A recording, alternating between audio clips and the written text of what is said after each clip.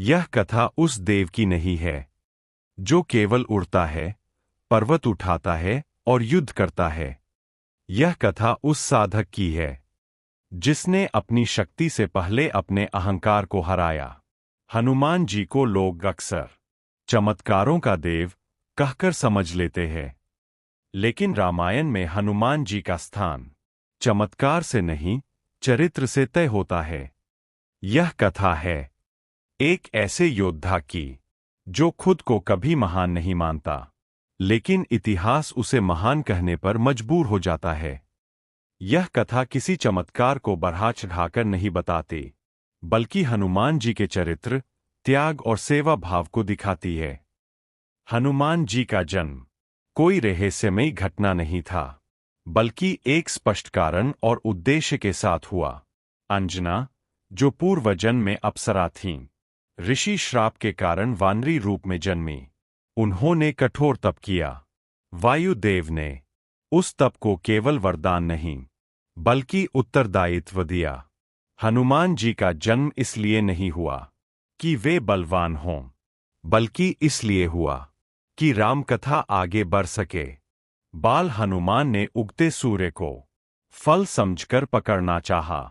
यह कोई बाल लीला नहीं थी, यह प्राकृतिक जिज्ञासा थी। लेकिन देवताओं को भय हुआ, यदि यह बालक अपनी शक्ति पहचान गया तो अहंकार जाग सकता है। इसलिए ऋषियों ने वरदान दिया, जब तक कोई तुम्हें तुम्हारी शक्ति याद न दिलाए, तुम उसे भूल जाओगे। यह श्राप नहीं था, यह संरक्षण था, ताकि शक्ति से पहले विनम्रता विकसित हो। हनुमान जी ने सूर्य देव को गुरु बनाया। यह कल्पना नहीं, यह प्रतीक है। ज्ञान वहीं से आता है जहां निरंतर प्रकाश है।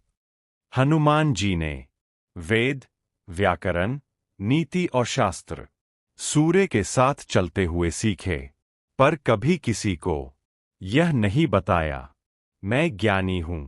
यही उनकी पहली सच्चाई थी। जब श्री राम और लक्ष्मण ऋष्यमूक पर्वत पहुंचे, हनुमान जी ब्राह्मण वेश में आए।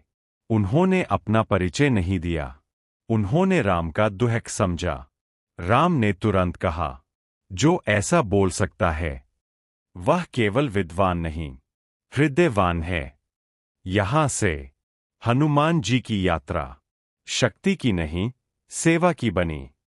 हनुमान जी ने सुग्रीव और राम का मिलन कराया, पर ध्यान दीजिए, उन्होंने कहीं भी स्वयं को केंद्र में नहीं रखा। उन्होंने कहा, जो उचित है वही करिए। राजनीति में भी धर्म बचा रह सकता है। यह हनुमान जी ने सिखाया। समुद्र विशाल था, सभी वानर निराश थे, हनुमान जी भी चुप थे। क्यों? क्योंकि वे स्वयं को विशेष नहीं मानते थे। तब जामवंत बोले, हे हनुमान, तुम शक्ति हो, लेकिन तुमने उसे कभी अहंकार नहीं बनने दिया। यह क्षण था आत्मबोध का। हनुमान जी ने कहा, यदि यह राम काज है तो यह होगा। और उन्होंने उड़ान भरी।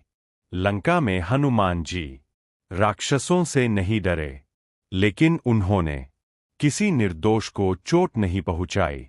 सीता माता को उन्होंने पहले प्रणाम किया, फिर परिचय दिया। यह मर्यादा थी। रावण के सामने हनुमान जी झुके नहीं, पर अपमान भी नहीं किया। उन्होंने कहा, मैं दूत हूं, युद्ध मेरी इच्छा नहीं। यह किसी कमजोर का वाक्य नहीं, यह न्यायप्रिय योद्धा का कथन है। हनुमान जी ने पूरी लंका नहीं जलाई, उन्होंने केवल अहंकार के केंद्र जलाए। मंदिर, स्त्रियां, साधु सब सुरक्षित रहे। यह तथ्य सुंदरकांड में है। हनुमान जी ने पर्वत उठाया, क्योंकि उन्हें खुद पर नहीं, राम नाम पर भरोसा था। उन्होंने कहा, यदि यह राम काज है तो यह भार नहीं लगेगा। हनुमान जी युद्ध में सबसे शक्तिशाली थे, पर सबसे शांत भी। वे बोलते नहीं थे, वे करते थे। राम ने कहा, कुछ मांगो।